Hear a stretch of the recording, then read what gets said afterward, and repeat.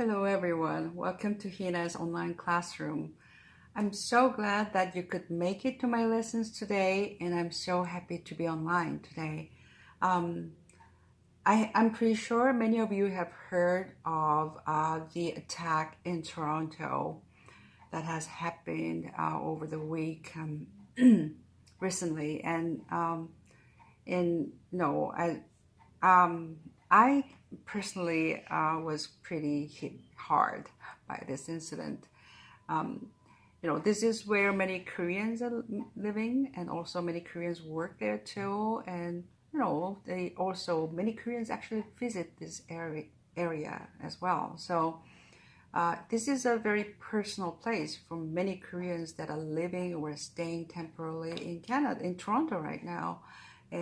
And I understand that some of our fellow Koreans were injured and killed by this incident, and I really don't know what to say.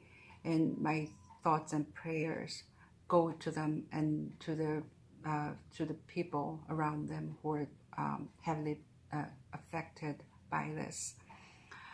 Okay, so I've been debating if I really wanted to touch on this sensitive matter, but I just thought, okay, this might be able to help the people who are actually going through this difficult time and really don't know how to put in words what they're experiencing. So I just thought, okay, actually this is what's happening here right now, and also this is something that I'd be happy to share with especially with my fellow Koreans who have been really hit by this tragedy. Okay, so I know sometimes it's not easy, but we'll get through this. Okay, we'll get through this. And if any of you who happen to be in that site and had to witness any of these atrocities, I'm really sorry that happened to you. Just please be sure you will take good care of yourself and do the things that make you happy, make you feel better about things. Okay, it really doesn't have to be anything fancy. Go out for a walk, sing, dance, eat, cook, go shopping, go and chat with your friends. Just please don't lock yourself in your bedroom. Okay, just go connect with others. There are way more good people in the world and who are willing to help you go through this. Okay, just let them understand you sometimes need help. And if you just find somebody that you can trust and just tell this person about what's going on inside of you. And if you have nobody else to talk to, I'm here. Contact me. I'll be happy to listen to what you have to say. Okay? Okay. Yeah. And I'm really sorry, but we'll get through this. Okay? All right, let's get started. Okay, let's see how it happened first, okay? The attack. Around 1:30 p.m. Monday, a white van, which had a Ryder truck rental and leasing logo on its side, mounted the sidewalk at the busy intersection of Yonge Street and Finch Avenue and struck a number of people. All right, so this is when it happened, okay? When and where, basically. When 1:30 p.m. It was a beautiful day after after several days of a snowstorm, and we finally had this spring-like weather. So there were many people out there walking down the street, to enjoy the sunshine. All right, and there was this white van. It had a logo on its side.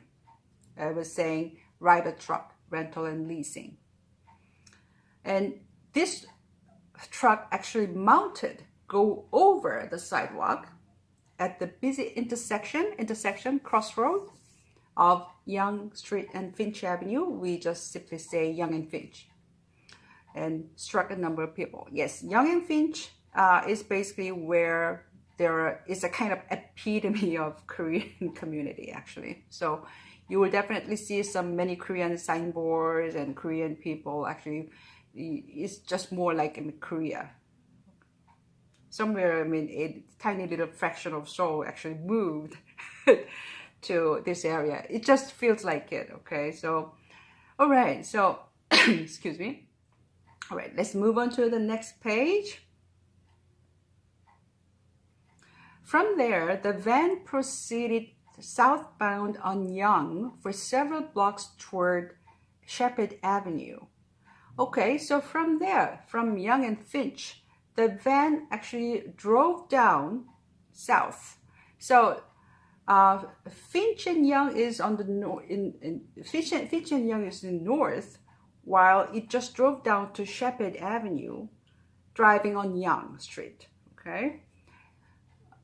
Over less than 25 minutes, the van mowed people down in what Toronto police chief described as a deliberate killing rampage.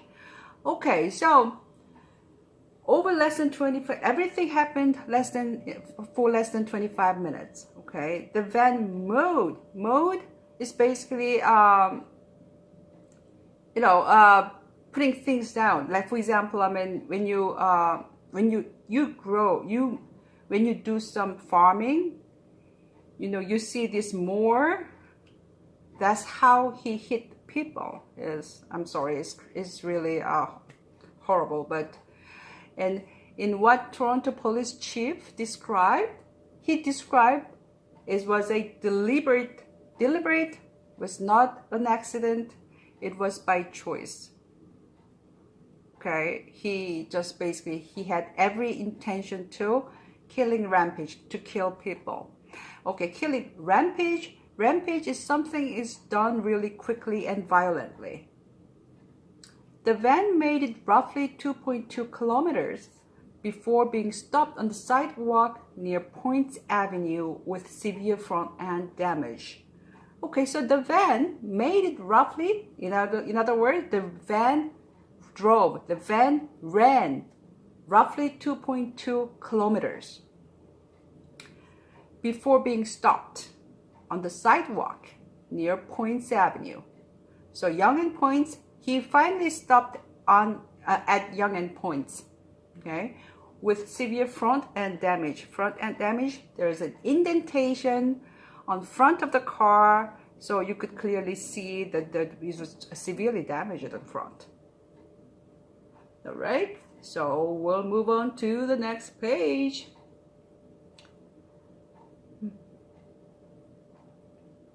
Excuse me, it takes time to pull out the page. Okay, about the suspect. Okay, his name is Alec Minassian, 25 years of age, of Richmond Hill, Ontario. He lives in Richmond Hill, that is in Ontario. Is charged with 10 counts of first-degree murder and 13 counts of attempted murder. Okay, so when we say suspect, is a person that is allegedly, considered to kill somebody, okay? Somebody who, not only to kill, but also who commit a crime. But he hasn't gone through the trial and hasn't got, the verdict of guilty or not guilty, so we still call him a suspect. We don't call him a murderer yet, okay? To be able to call him a murderer, he has to go through some process, like the trials basically. Okay, he has to be verdict. He has to be sentenced, and also he has to be found guilty or not guilty. So that's why we call him specifically suspect. Okay, let's look for more about him. Suspect Alec Minassian, 25 years old, and he's charged with 10 counts of first-degree murder and 13 counts of attempted murder. Okay, so this guy, when we say the first-degree murder, it basically means the suspect killed a person or more than one person sometimes, with intention to kill, and also the killing was meditated. When you say premeditated, that means it's thoroughly planned in advance. Okay, so they believe that he was willing to kill, but at the same time the killing was planned. And 13 counts of attempted murder, that is basically he tried to kill, but that didn't succeed, right? So, okay, because now that we talked about first degree murder, let's talk about a second degree murder. A second degree murder means basically, yes, this person had intention to kill, but the killing was not premeditated. And in other words, it was not thoroughly planned. Okay, I hope this makes sense. If you have any question, please use your comment section, please. Thank you very much. Okay, and Toronto police say they are expecting a lay 14th charge of attempted murder. So, when they say, okay, you attempted murder, that means that there should be a victim who was severely injured. Okay, the severity of injury, well, I don't know how severe that should be, but probably there is some sort of degree of severity of injury. They have, they just put measure on. So that's something where we need to find out. I'm not a legal doctor myself, but anyway, that's how they find. I mean, that's their decision, okay, to lay a charge of something like that. Okay, so I wonder if we can move on to the next page. I just wonder if you have enough time. All right. Okay. Yeah, this is relatively short. Let's go over this, okay? A post on Heena쌤's Facebook said, "The incel rebellion has already begun," and referred to Supreme Gentleman Elliot Rodger.